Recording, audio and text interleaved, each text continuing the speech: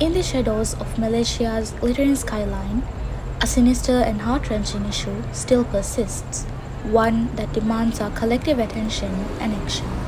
It's a subject that often goes unnoticed, hidden behind closed doors, but its impact is profound, leaving scars that are both physical and emotional. This issue is the pervasive problem of women abuse and domestic violence in Malaysia. Picture this: the soft glow of street lights casting long shadows as the city sleeps, while behind closed doors, the cries of countless women echo through the night. Their voices silenced, their suffering concealed, but the pain they endure is real and unforgiving. It's a reality that many might choose to overlook, but we cannot afford to ignore it any longer. This issue isn't confined to statistics and headlines. It's about the lives of real women who suffer in silence. It's about the children who witness violence in their homes, perpetuating a cycle that must be broken. It's about the community that turns a blind eye, inadvertently condoning these actions of cruelty. We must confront this issue head on for the sake of those who cannot speak out. So, as we delve deeper into the harrowing world of women abuse and domestic violence in Malaysia, I implore you to open your hearts and minds. Let us not be passive observers but active participants in the fight for a safer, more equitable society. It's time to break the silence, shatter the stereotypes, and make a stand against the darkness that threatens the lives and dignity of countless women in our beloved Malaysia.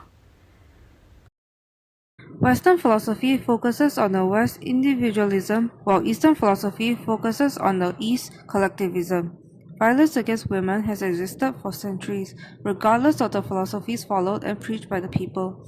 Yet, there has been a difference in the attitudes and opinions shown by the communities of people who follow Western philosophy in contrast to people who follow Eastern philosophy. Western philosophy is based more on individualism.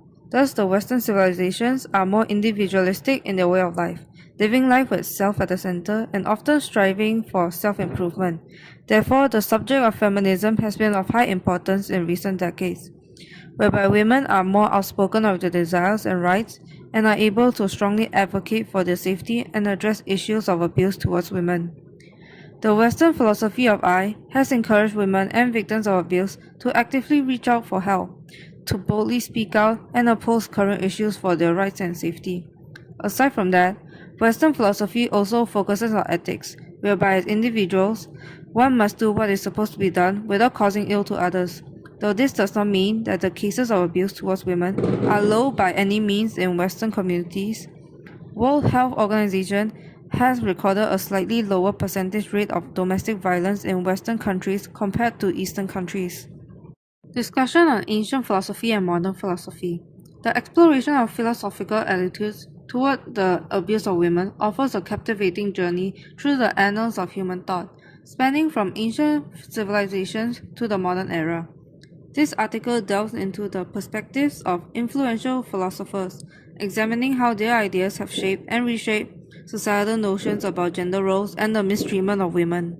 In the ancient world, Aristotle's Politics laid the groundwork for prevailing patriarchal norms. He argued for the natural inferiority of women, reinforcing societal structures that relegated them to subordinate roles. This perspective played a pivotal role in justifying gender inequality in ancient Greek societies. Contrasting Aristotle, Plato in the Republic presented a more nuanced view. His ideal state envisioned equal education for women and men, challenging conventional gender roles. However, it is crucial to approach Plato's ideas with an understanding of their complexity and symbolism. Fast forwarding to the 18th century, Mary Wollstonecraft's A Vindication of the Rights of Women ignited a philosophical revolution. She ardently advocated for women's education and equal rights, challenging the status quo and laying the groundwork for feminist philosophy. In the 19th century, John Stuart Mill, in The Subjection of Women, furthered the cause of women's rights. His writings addressed the legal and social subordination of women, asserting their right to individual development and equality in marriage. The mid-20th century brought forth Simone de Beauvoir, whose seminal work, The Second Sex, provided an existential and cultural examination of women's oppression. Her famous assertion, "One is not born, but rather becomes a woman," emphasized the socially constructed nature of gender roles.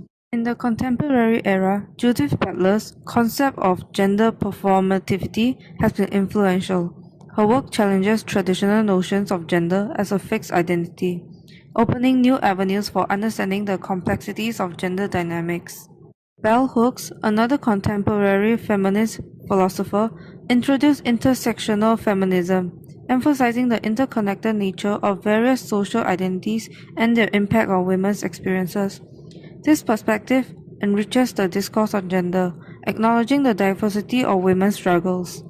Modern philosophy, particularly in the context of human rights, has laid the foundation for recognizing the abuse of women as a violation of fundamental rights, challenging historical justifications.